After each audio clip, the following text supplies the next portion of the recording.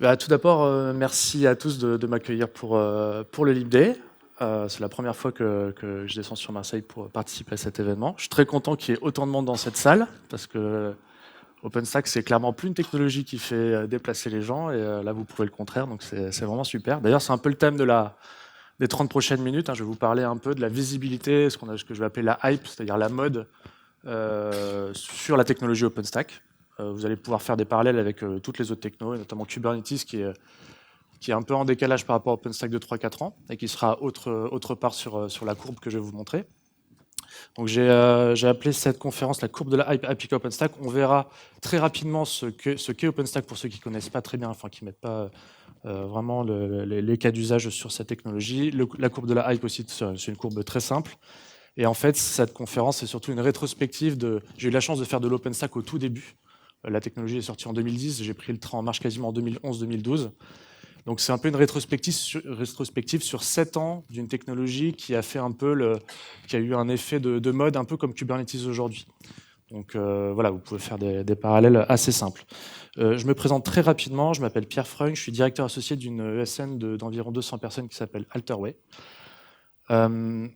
Je suis chez Alterway depuis 1 an. Anciennement, j'étais fondateur et CEO d'une petite société spécialisée sur l'infrastructure de services qui s'appelait Ozone, spécialisée sur Amazon Web Services pour le cloud public et OpenStack pour le cloud privé. Et un peu plus tard, Kubernetes depuis quelques années. Je suis aussi donc j'ai un background d'ingénieur système stockage virtualisation, donc je suis très technique. Et je suis aussi cofondateur de l'association OpenStack FR, qui était l'association officielle des c'était le user group officiel de la fondation pour la technologie OpenStack. Et donc là aussi, je vais en parler un peu pendant la conférence de comment on a créé cette association, ce user group, comment il a marché. Donc voilà, la société Alterway, juste très rapidement, c'est une ESN de 180-200 personnes basée à Lille, Paris, Lyon et Marseille. Ça fait à peu près 18-20 millions de chiffre d'affaires. Et autour de 5 activités, il y a une grosse activité hosting sur du logiciel libre.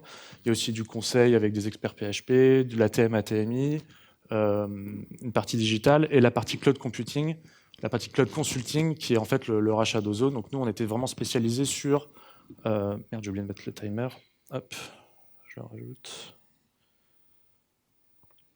La partie cloud consulting qui était vraiment la partie expertise sur les clients qui voulaient passer sur l'infrastructure de service, soit sur du cloud privé pour monter des clusters OpenStack, soit sur des clouds publics, plus pour j'ai une application et je veux la mettre sur le cloud public, comment je fais. Et on a commencé ça très très tôt.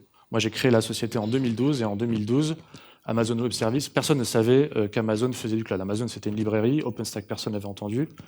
L'infrastructure de service, c'était vraiment les tout débuts. Enfin, la techno existait depuis pas mal de temps. Amazon a commencé en 2006, il me semble. Mais clairement, le marché n'était pas du tout prêt. Les conteneurs n'existaient pas. Enfin, c'était vraiment pas connu.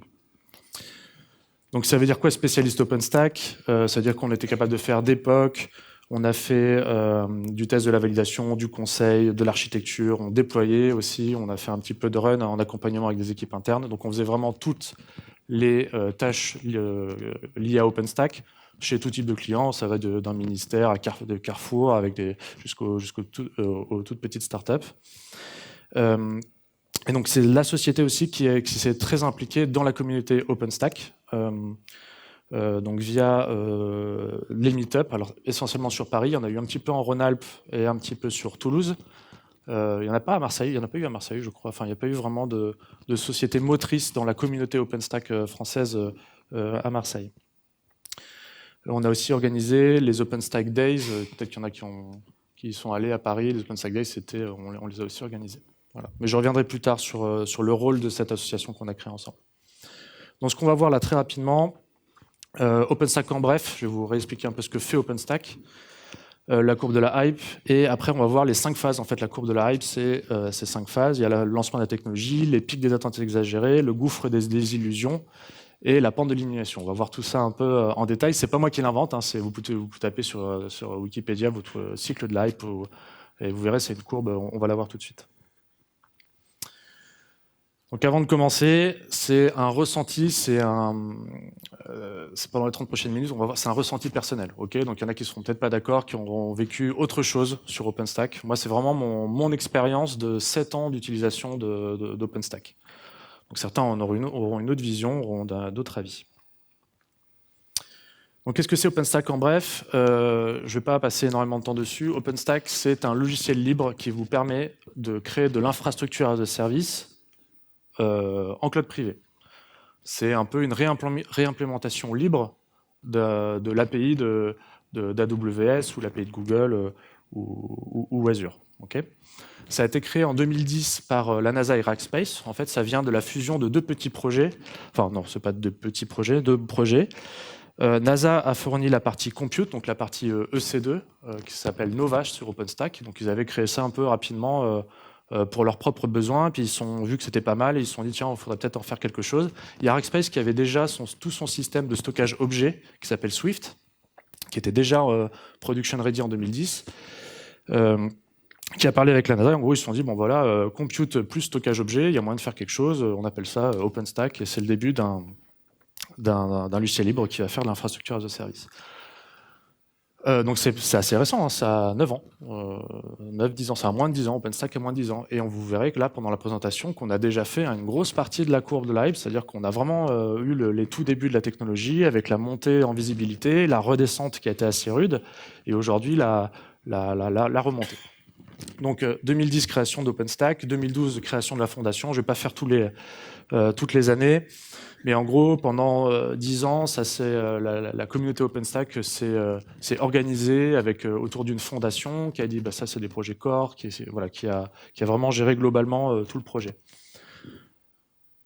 Qu'est-ce que je peux dire de plus qu'en 2014, une marketplace, vraiment, on a eu une grosse évolution ces dernières années. Où est-ce qu'on peut avoir OpenStack? Donc, il y a des distributions qui vous fournissent, comme des distributions Linux, qui vous fournissent une distribution OpenStack supportée, managée, comme Red Hat, Mirantis. Alors, Mirantis, c'est pas forcément super connu, mais ils ont été très très présents sur la partie OpenStack. Et je ne sais pas si vous avez suivi l'actualité, mais Mirantis a racheté Docker Enterprise hier.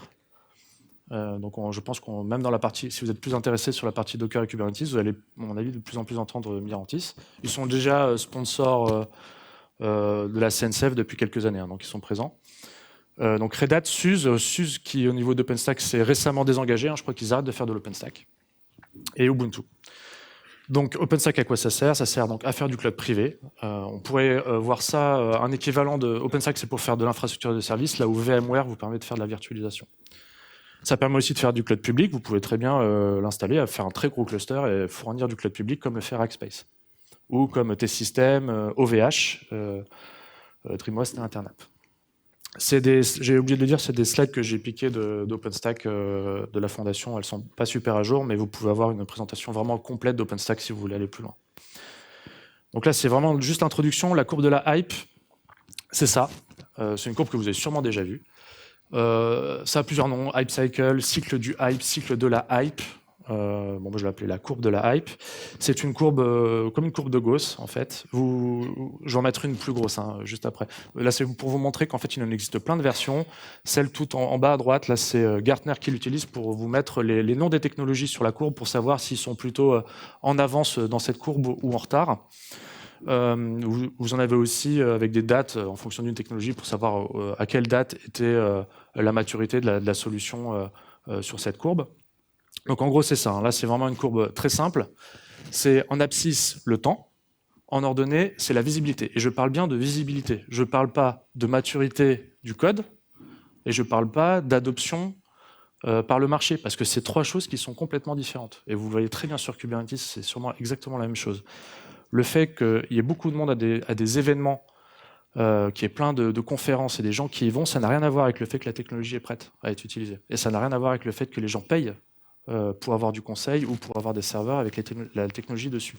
La hype, la partie vraiment visible, elle est très en avance sur le marché. Donc ceux qui font du Kubernetes depuis quelques années se rendent compte que ça fait quand même vachement longtemps qu'on en parle. Et quand on regarde le chiffre d'affaires que ça génère, c'est pas énorme. Enfin, en tout cas, c'est pas en relation directe avec l'intérêt, l'attrait que ça apporte. Et ben, ça fait pareil sur OpenStack. Donc, il y a 5 phases. Il y a en premier le lancement de la technologie, c'est la courbe qui monte. Il y a le pic des attentes exagérées, qui est là où le top, là, le pic. Après, on a le gouffre des désillusions. Donc c'est là où on se rend compte que en fait, ça apporte pas autant d'argent qu'on le souhaite. On verra ça un peu plus tard. La courbe c'est l'illumination après, et après le plateau de productivité. Vous pouvez donc cette courbe, elle fonctionne pour énormément de technologies. Et si j'ai le temps, je ne sais pas, parce que j'ai 30 minutes, c'est assez court, on pourrait même parler d'un peu de Linux, qui a sûrement suivi, moi je n'ai pas connu, mais qui a sûrement suivi cette courbe, et qui aujourd'hui est dans un plateau de productivité assez plat. Il y a aujourd'hui peu de monde qui va des conférences Linux. Moi je suis allé à la LinuxCon il y a quelques années, j'ai été hyper déçu. C'est-à-dire qu'il n'y a pas du tout l'effervescence qu'il y a en haut là. Là aujourd'hui, on est clairement sur le pic de la hype, c'est Kubernetes et Docker. Alors après, je ne sais pas, on en reparlera peut-être aussi à la fin, mais qu'est-ce que ce sera après Kubernetes? Ça va arriver très vite. Et moi, je ne sais pas ce qu'il y aura après. Donc, je vais essentiellement parler, je vais essentiellement parler de la phase 1 et de la phase 2. C'est là où il y a le plus de choses à dire. Et en fonction du temps qui reste, on parlera de l'illumination et du plateau de productivité. J'ai mis plein de mèmes dans ma présentation un peu pour illustrer. Donc la phase 1, c'est vraiment le démarrage. C'est quand les clients de virtualisation qui sont déjà virtualisés commencent un peu à regarder OpenStack, ils commencent à s'intéresser à ce que c'est, ils tapent ça sur Google. Donc comme je vous l'ai dit, OpenStack ça a commencé en 2010. Donc là gardez bien en tête la courbe. Hein. Donc là on est vraiment au début de la courbe qui monte. Okay, donc avant 2013, oups, c'est quoi ça? C'est moi? Ouais, c'est vrai. Donc avant 2013, déjà la techno elle marche pas. Et quand je me suis mis dessus en 2012, c'est simple, hein, OpenStack ça ne s'installait pas. C'est-à-dire que vous prenez les binaires, enfin vous prenez le code, vous le compilez, vous l'installez, ça ne fonctionne pas. Il y a des bugs, il faut aller sur les bug trackers pour regarder comment mettre des coups de tournevis pour que l'install classique fonctionne. D'un point de vue marché, personne ne connaît le nom OpenStack. Comme je vous l'ai dit en 2012-2013, Amazon c'est une librairie, ils feront jamais d'informatique. Enfin, on se rend pas compte de l'évolution qu'il y a eu très rapide sur l'infrastructure as a service. Vraiment, je peux vous confirmer. Moi, j'ai créé ma boîte en 2013. Donc, je me souviens très très bien de ce que me disaient les clients. Et vraiment, Amazon, c'était quelque chose. C'était hors de question de passer sur Amazon. Enfin, pourquoi je mettrais mon système d'information? C'est un mec qui vend des bouquins. C'était vraiment ça les retours que j'avais. Aujourd'hui, et voilà, on a bien évolué. Ça a fait pareil pour OpenStack, donc personne connaissait. Et puis, on va dire, pendant les 4 premières années, c'est vraiment la courbe qui monte. Les clients commencent à réfléchir à des POC, à en faire, à payer quelques jours pour faire des POC. Et pour qu'en 2016, quand on arrive en haut de la courbe, on est vraiment, là pour le coup, vraiment des clients qui demandent des consultants. C'est long, 4 ans. Quand on a une startup et qu'on n'a pas de fonds et que... Donc la première chose dans cette phase, qui est la phase de lancement, c'est d'expliquer aux clients que OpenStack n'est pas une alternative à VMware.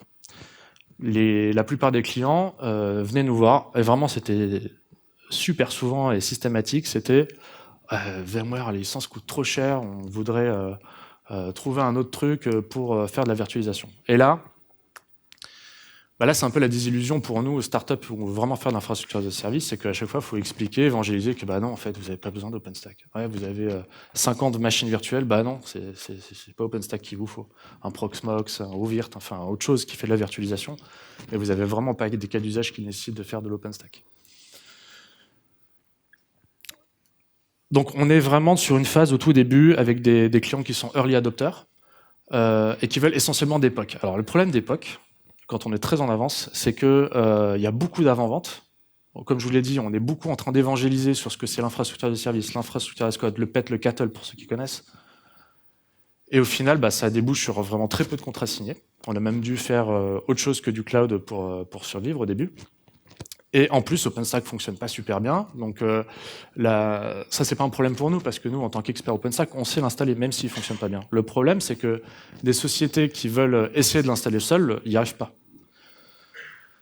Donc voilà, on est dans les premières étapes, c'est un peu compliqué. Voilà. Et la clé des projets, c'est souvent de choisir une distribution, parce que comme la technologie ne fonctionne pas bien, les distributions qui ne sont pas supportées n'ont pas la confiance des clients. Les clients...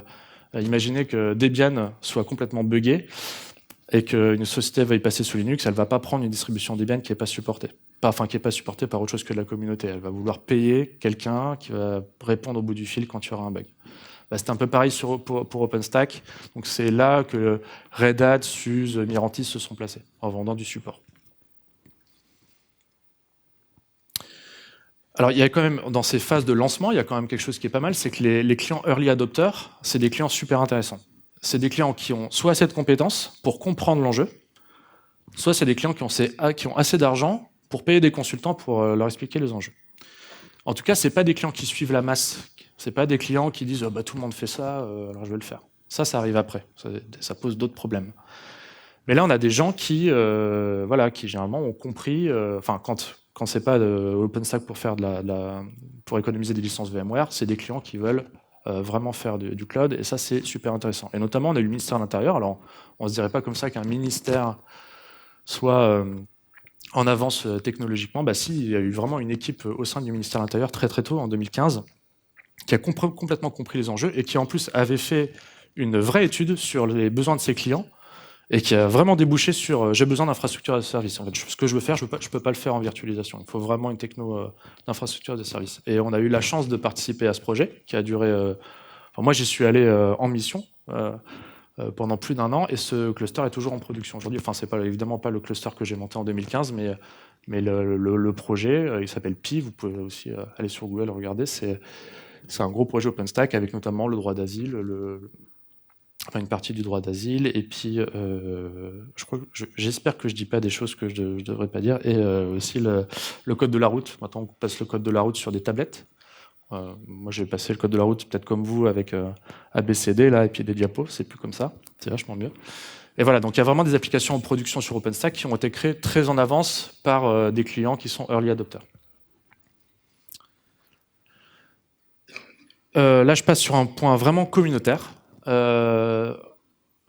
Donc quand OpenStack a commencé un peu à se diffuser, il y a eu un petit problème. C'est que tout le monde voulait faire des événements, là, comme ici. Le problème, c'est que c'était sur Paris, et en fait, tout de suite, on a vu que ça allait pas marcher, parce que si chaque entreprise, si chaque distribution, Red Hat, Mirantis et tout, font des meet-up, font des événements, en fait, on va se marcher sur les pieds. Donc on a eu la bonne idée. Je crois que ça s'est pas passé comme ça sur Kubernetes, et je crois que ça manque. Enfin moi, d'un point de vue utilisateur, je trouve que ça manque d'uniformité dans les événements Kubernetes sur Paris. Donc nous, on s'est tout de suite dit, les gars, on va pas faire 3 meet-up par semaine qui traitent des mêmes sujets, qui font venir les mêmes intervenants. On va faire une association, et puis on va se partager déjà le temps de parole, et puis aussi le public. Du coup, on va essayer plutôt de faire des événements peut-être plus grands, faire venir des gens qui viennent de loin, faire venir des core devs, des project leaders de la fondation, etc. Donc on s'est mis... le premier qui a envoyé le mail, c'est Jonathan Lelousse, peut-être que vous le connaissez, c'est un membre du board de l'April, qui a envoyé un premier mail, les gars, je vous contacte parce que voilà, on commence tous à faire des trucs OpenStack de votre côté, ça serait bien qu'on le fasse tous ensemble, et on l'a fait. Et ça a super bien marché. Alors j'ai noté tous les destinataires du mail de démarrage, donc il y avait CloudWatt, Red Hat, Ozone, nous, Alterway, parce qu'à l'époque on n'était pas Alterway, mais il y avait déjà Alterway, Objectif Libre, Innovance qui a rejoint Red Hat, il y avait OpenStack.org, et SUSE et quelques indépendants, il y avait aussi Loïc Dachary pour ceux qui connaissent, donc il y avait pas mal de monde. Pourquoi faire une association? Donc comme je vous l'ai dit, c'est pour éviter que les événements se multiplient et se percutent un peu, de pouvoir promouvoir et défendre ensemble OpenStack.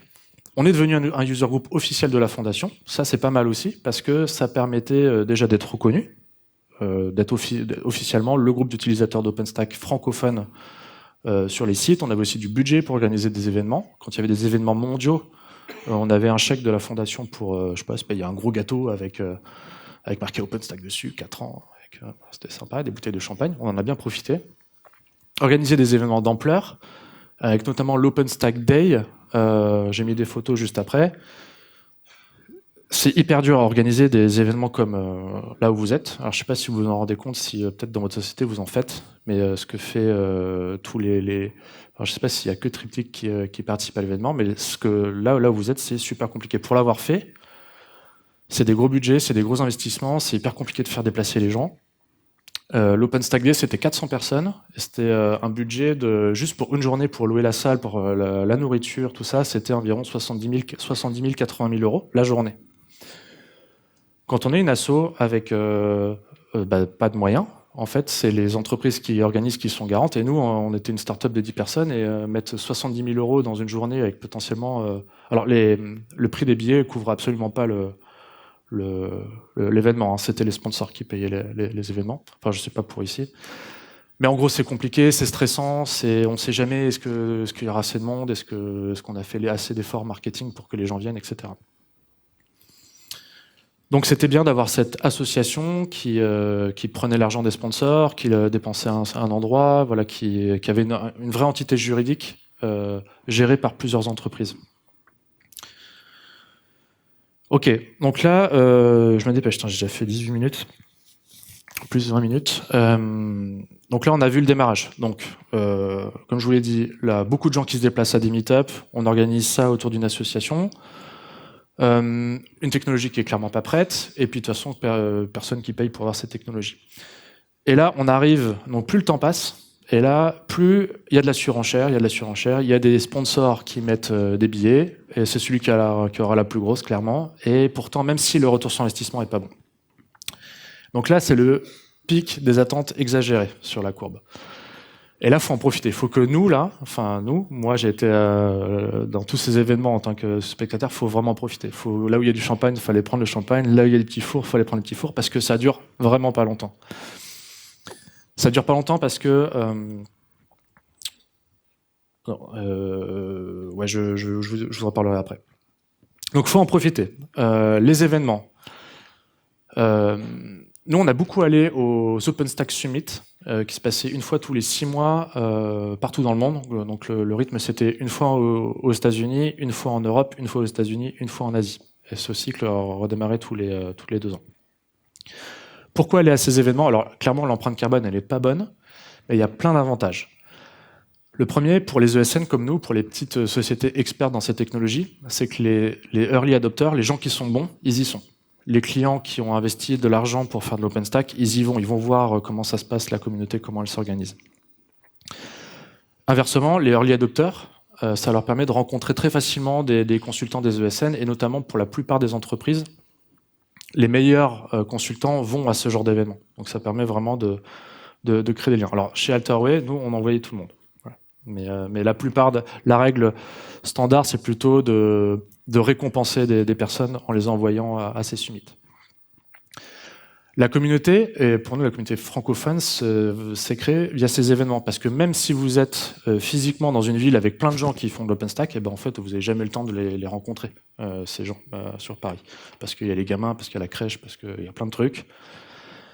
Et participer à ces événements, pendant une semaine, aller à Boston, aller à Vancouver, aller à Shanghai, avec rien d'autre à faire que faire de l'OpenStack, ça permet vraiment d'améliorer la communauté, de se rapprocher. Alors, donc ça, c'est pour la communauté, mais ça marche aussi pour le team building, puisque les salariés passent vraiment beaucoup de temps ensemble, des soirées, peut-être la nuit. Voilà, il y a vraiment une cohésion qui se fait. Et ça permet également de faire beaucoup de communication, avant, pendant, après. Oui, on va à l'OpenStack Summit. Oui, on est dans l'OpenStack Summit. Ouais, oh, c'était bien l'OpenStack Summit. Retour sur 4 jours d'OpenStack Summit. Ça a énormément de communication à faire. Donc c'est rentable. Clairement, pour toutes ces raisons, c'est rentable. Donc voilà, j'ai mis quelques photos de nos voyages, et notamment en bas à gauche, tous les ans, on faisait, tous les summits, on faisait une photo avec toute la communauté francophone. On essayait de se faire un resto et une photo. Et là, on était déjà plus beaucoup, mais il y a eu quelques années avant, beaucoup plus de monde. Donc là, au pic des attentes, on est sur une technologie qui devient de plus en plus mature. Elle n'est pas encore complètement mature, mais elle est stable, difficile à maîtriser, mais stable, c'est-à-dire qu'elle s'installe quand même vachement plus facilement. Par contre, ça reste compliqué de faire du troubleshooting.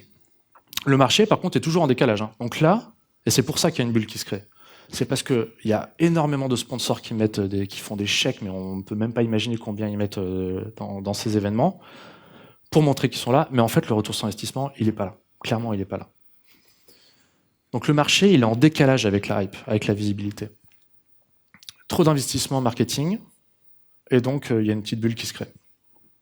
Donc là, Il faut vraiment que je me dépêche. Mais en gros, là, on a juste parlé de technology trigger et peak of inflated expectations. Et évidemment, il se passe ce qui se passe quand une bulle éclate, c'est que en fait, là, c'est le gouffre des désillusions. Donc là, on a des sociétés qui arrêtent de faire de l'OpenStack, enfin des sociétés éditrices qui arrêtent de faire de l'OpenStack, et pour les clients, la plupart font rien, et il y en a surtout qui font mal. Donc ça, c'est un gros problème. Parce que là, on n'est plus sur les early adopters. Donc quand on commence à descendre, là, c'est le paradoxe, c'est que la technologie, elle est mature. Il n'y a plus de problème là-dessus. C'est stable. Il y a plein de produits qui déploient la solution. Donc, si vous faites du Puppet, il y a du Puppet, de l'Ansible. Chef, il y avait tous les outils qui déployaient de l'OpenStack en appuyant sur un bouton. Et la technologie, elle est quasiment plus... Enfin, il y a des bugs, mais ils sont corrigés, quoi. Sauf que là, au niveau de la hype, c'est déjà la fin. Et il y a déjà Kubernetes qui est en train d'arriver. Donc là, on a déjà plus personne qui vient au meet-up. Et notre asso qui organise les meet-up, et on voit le nombre de participants qui baisse.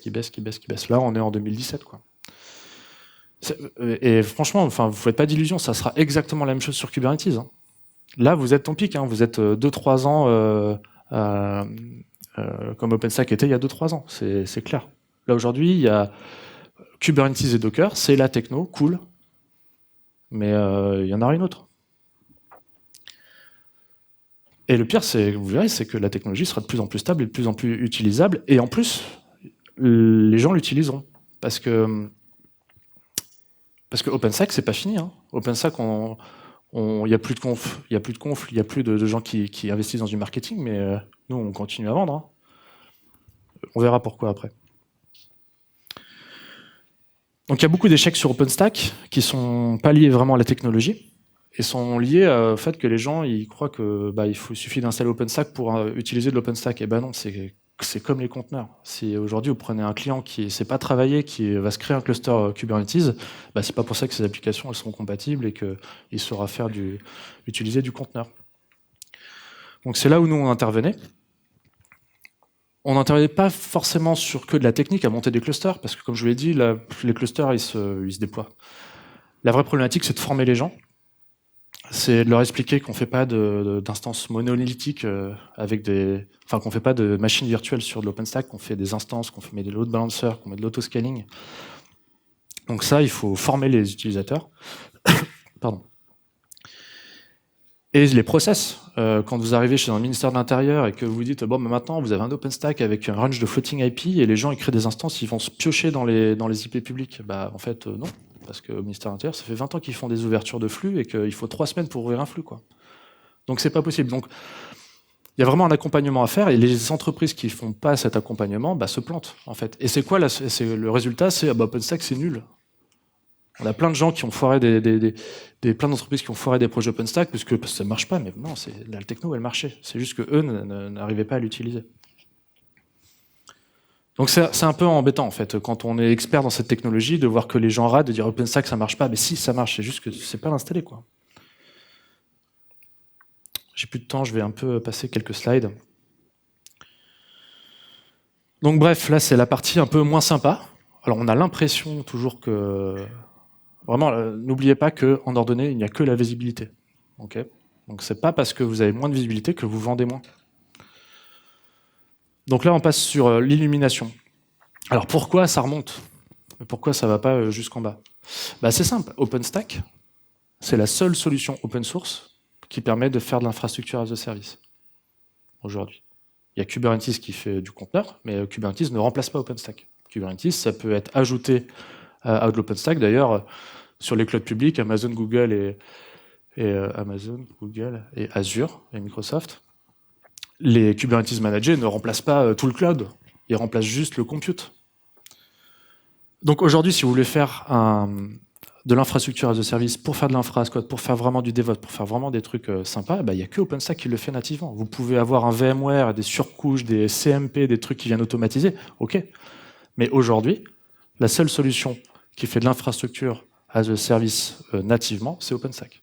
Il y a eu un combat avant. Il y a eu un combat avec Eucalyptus, avec CloudStack. Il y a déjà eu avant, pendant la phase montante, un combat entre les technologies. OpenStack l'a déjà gagné. Ce qu'OpenStack n'a pas gagné, c'est le combat entre cloud privé et cloud public. Ça, clairement, il y a une grosse adoption du cloud public. Et c'est là où les parts de marché d'OpenStack ont forcément diminué, c'est qu'en fait, c'est les projets de cloud privé qui manquent. Mais les clouds privés, aujourd'hui, tournent sur OpenStack. Le vrai problème, quand on a un cluster OpenStack, et on a commencé à avoir pas mal de leads OpenStack, où les gens disent, en fait, on n'arrive pas à le maintenir, notre cluster. On l'a monté à un moment donné où il s'était fait plus facile de trouver des experts OpenStack, mais maintenant, on n'y arrive plus. Et je ne vais pas dire les noms, parce qu'il y a peut-être des gens de ces sociétés qui sont dans la salle, et ils n'ont peut-être pas envie que je les cite, mais des sociétés que tout le monde connaît, qui nous ont demandé, en fait, voilà, on a perdu les gens, et on a perdu les gens, donc on a perdu la maîtrise, donc en fait, on ne sait pas ce qu'on va faire, quoi. Donc ça, c'est un vrai problème sur OpenStack, c'est la capacité à embaucher et à garder les profils qui savent vraiment bien faire de l'OpenStack. Et il y a aussi des barrières qui tombent sur le cloud public, et je citerai juste Carrefour qui, pendant 2 ans, a dit on fera jamais de cloud public, en fait, on va faire notre propre cloud privé, jamais on fera du cloud public. Donc on monte un super cluster OpenStack qui fonctionne, et puis 2 ans plus tard, on va chez Google et Azure. Voilà. Donc les barrières tombent. Les gens qui ont toujours dit on fera jamais de cloud public, ils en font. Mais, encore une fois, OpenStack, c'est la seule solution qui permet de faire du cloud privé. Donc j'ai utilisé tout mon temps. Donc j'ai juste un mot sur la dernière phase, qui est le plateau de productivité. En fait, on ne sait pas vraiment ce qui se passe après l'illumination. Mais personne ne sait, en fait. Les gens qui disent qu'ils savent, en fait, ils savent pas, parce que je vous mets juste une donnée. Voilà, l'action Amazon en 2012, moi, quand j'ai créé la société, c'était $200, et là, récemment, c'est monté à 2000. Donc, les gens qui pensent connaître l'avenir, en fait, ils sont soit très riches, soit ils mentent, en fait. Puis peut-être que s'ils savaient, ils le diraient pas. Donc on ne sait pas ce qui se passera sur OpenStack, on ne sait pas c'est quoi l'avenir de Kubernetes, je pense que personne ne peut le savoir. Mais ce qui est sûr, c'est que la hype, elle dure un certain temps, que sur Kubernetes, profitez-en, parce que là, si vous êtes intéressé, parce que c'est le moment, mais clairement, il y aura une autre technologie qui le remplacera, et voilà, il y aura le gouffre des illusions pour Kubernetes, on ne sait pas quand, mais il sera là. Merci, je crois que j'ai épuisé tout mon temps. Est-ce qu'il y a juste une question ou deux, ou pas du tout ? Ok, et s'il y a des gens qui ont des questions, n'hésitez pas à me voir, je reste là un peu. Merci.